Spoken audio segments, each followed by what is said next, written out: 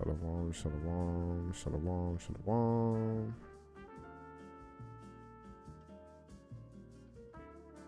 Uh-oh. I lost the page.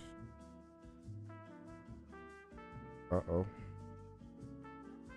Uh-oh. Lock your there we There we Right. Good now, we're good. Alright, this is Judah Nick with Awaken Israel. Again, we're gonna be doing 1 Samuel. Yeah. Hopefully this is edifying to someone as well. Hopefully this is beneficial. Praise Yahweh Bahashim.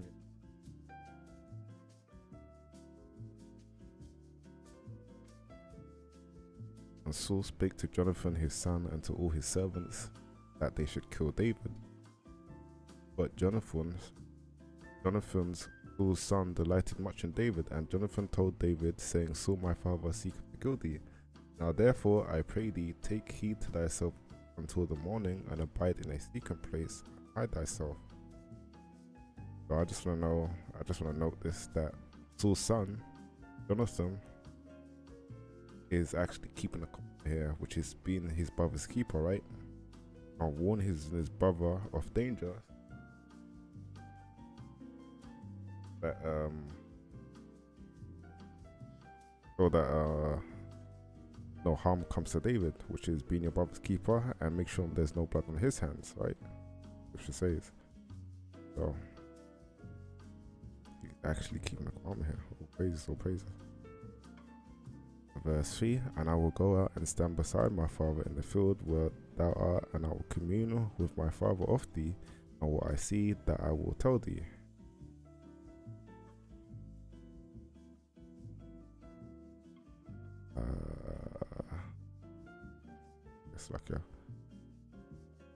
Verse 4, and Jonathan spake good of David unto Saul his father, and said unto him, let not the king sing against his servant, against David, because he have not sinned against thee, and because his works have been to thee towards thee very good.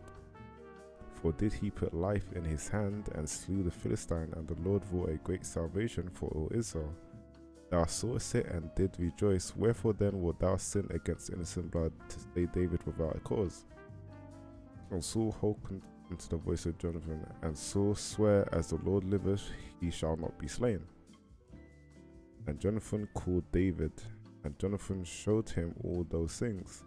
And Jonathan brought David to Saul, and he was in his presence in the times past. And there was war again, and David went out and fought the Philistines, and slew them with a great slaughter, and they fled from him. And the evil spirit from the Lord was upon Saul, as he sat in his house with his javelin in his hand, and David played with his hand. Now Saul sought to smite David even to the wall with the javelin, but he slipped away out of Saul's presence, and he smote the javelin into the wall. And David fled and escaped that night. Saul also sent messengers unto David's house. So this is like the third. I just want to let this be like the third time that David has took the evil spirit of Saul, and he's still trying to kill him. It's crazy. Right, let's continue.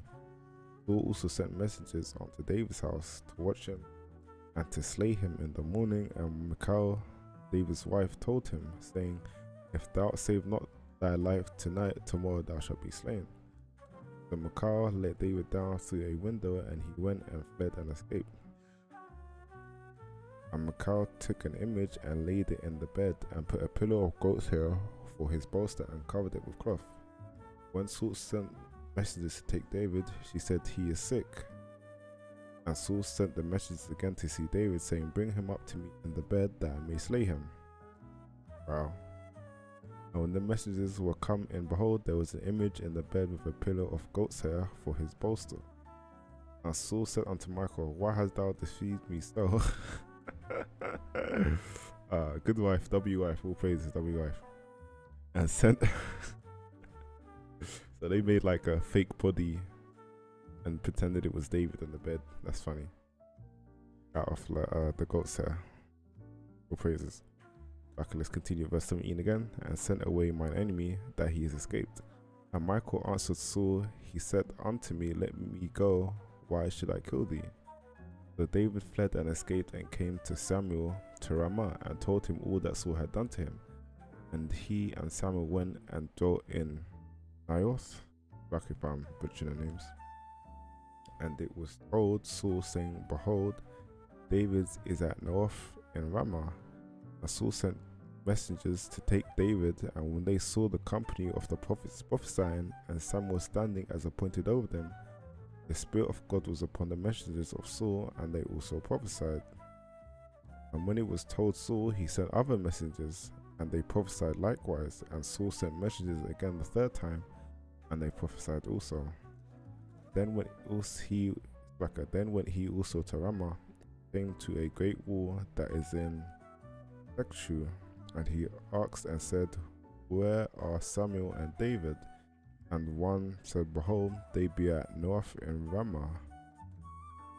And he went hither to Naioth in Ramah, and the Spirit of God was upon him also. And he went on and prophesied until he came to Naioth in Ramah. And he stripped off his clothes also and prophesied before Samuel in like manner, and lay down naked all that day and all that night. Wherefore they say, is Saul also among the prophets?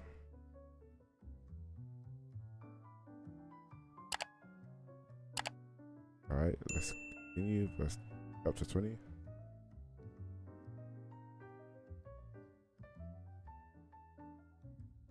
And David fled from Naioth in Ramah, and came and said before Jonathan, what have I done? What is mine iniquity? And what is my sin before thy father, that he seeketh my life? And he said unto him, God forbid, thou shalt not die. Behold, my father will do nothing either great or small, but that he will show it me. And why should my father hide this thing from me? Is it not so?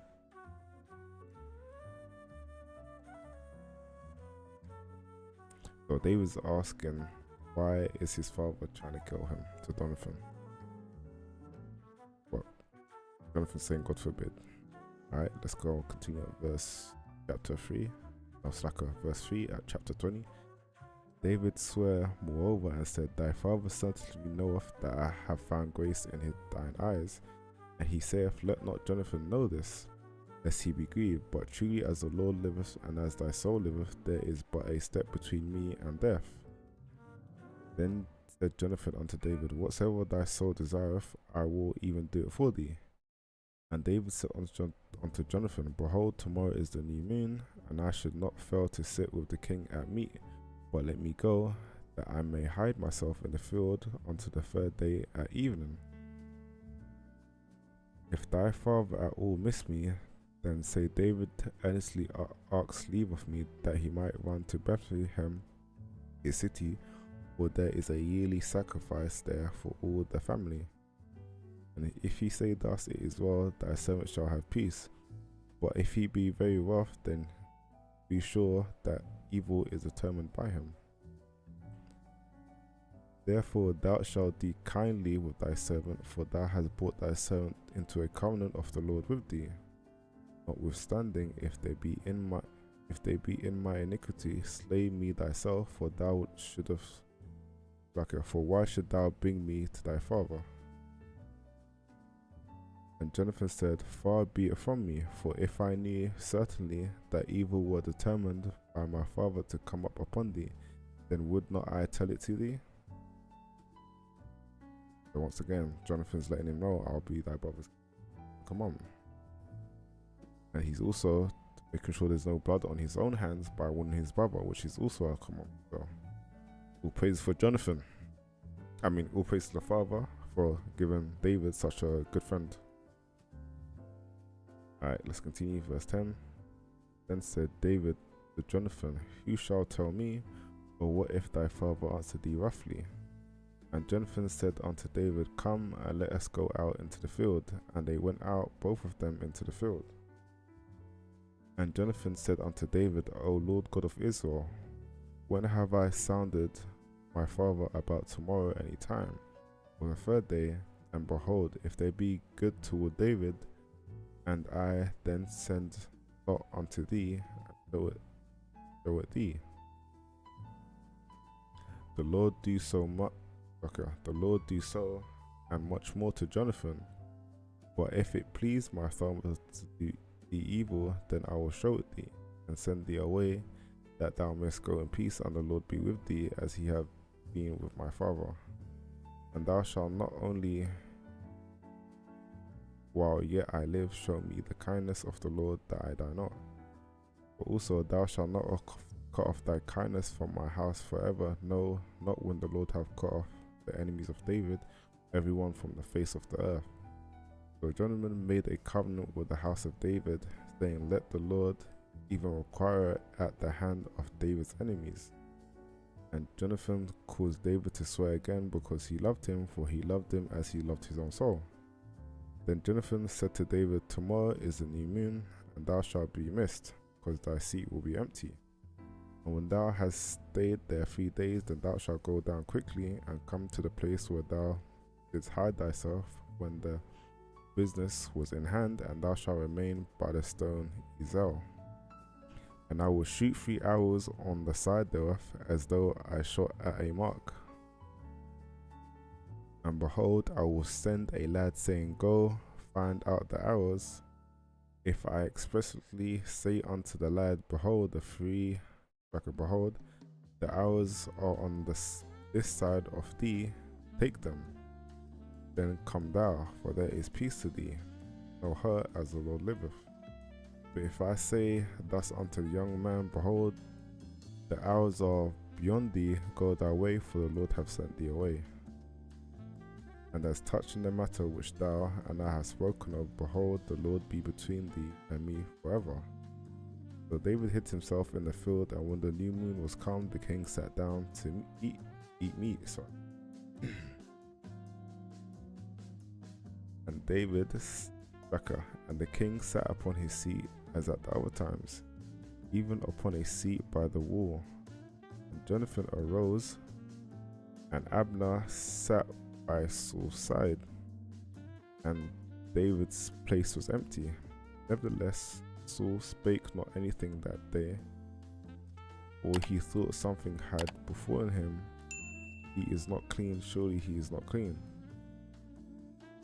And it came to pass on the morrow, which was the 2nd day of the month, that David's place was empty. And Saul said unto Jonathan his son, wherefore cometh not the son of Jesse to meet, neither yesterday nor today? And Jonathan answered Saul, David earnestly asked leave of me to go to Bethlehem. And he said, let me go, I pray thee, for our family have a sacrifice in the city, mother and my brother. He hath commanded me to be there, and now, if I have found favor in thine eyes, let me get away, I pray thee, and see my brethren. Therefore he cometh not unto the king's table. Then Saul's anger was kindled against Jonathan, and he said unto him, thou son of the perverse rebellious woman, do not I know that thou hast chosen the son of Jesse to thine own confusion, and unto the confusion of thy mother's nakedness? For as long as the son of Jesse liveth upon the ground, thou shalt not be established, nor thy kingdom. Wherefore now send and fetch him unto me, for he shall surely die. And Jonathan answered Saul his father, and said unto him, wherefore shall he be slain? What have ye done? And Saul cast a javelin at him to smite him, whereby Jonathan knew that it was determined of his father to slay David. So Jonathan, I just want to note that Saul threw a javelin at his own son out of anger, so yeah, that's really bad. Verse 34. So Jonathan arose from the table in fierce anger, and did eat no meat from the 2nd day of the month, for he was grieved for David, because his father had done him shame. And it came to pass in the morning that Jonathan went out into the field at the time appointed with David, and a little lad with him. And he said unto this lad, Run, find out now the arrows which I shoot. And as the lad ran, he shot an arrow beyond him. And when the lad was come to the place of the arrow which Jonathan had shot, Jonathan cried after the lad and said, Is not the arrow beyond thee? And Jonathan cried after the lad, Make speed, haste, stay not. And Jonathan's lad gathered up the arrows and came to his master. But the lad knew not anything, only Jonathan and David knew the matter. And Jonathan gave his artillery unto his lad, and said unto him, Go carry them to the city. And as soon as the lad was gone, David arose out of a place toward the south, and fell on his face to the ground, and bowed himself 3 times, and they kissed one another, and wept with one another, and so David exceeded. And Jonathan said to David, Go in peace, for as much as we have sworn both of us in the name of the Lord, saying, The Lord be between me and thee, between my seed and thy seed forever. And he arose and departed, and Jonathan went into. All praises, man. What a great fun to have. Praises, all praises. Alright, last chapter, chapter 21, verse 1. Then David came to Nob, to Amalek the priest, and Amalek was afraid at the meeting of David, and said unto him, Why art thou alone, and no man with thee? And David said unto Amalek the priest, The king hath commanded me a business, and hath said unto me, Let no man know anything of the business whereby I send thee. And what have I commanded thee? And I have appointed my servant to such and such a place. Now therefore, what is under thine hand? Give me 5 loaves of bread, my hand, or what there is present. And the priest answered David and said, There is no common bread under my hand, but there is hallowed bread, if the young men have kept themselves at least from women. And David answered the priest and said unto him, A truth, women have been kept from us about these 3 days since I came out.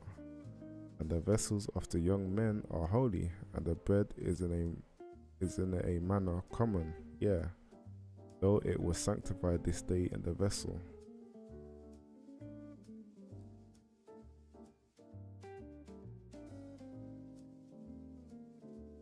So the priest gave him hallowed bread, for there was no bread there but the shewbread that was taken from before the Lord to put hot bread in the day when Now a certain man of the servants of Saul was there that day, detained before the Lord, and his name was Theog, an Edomite. Uh-oh. That's not good. Idumean?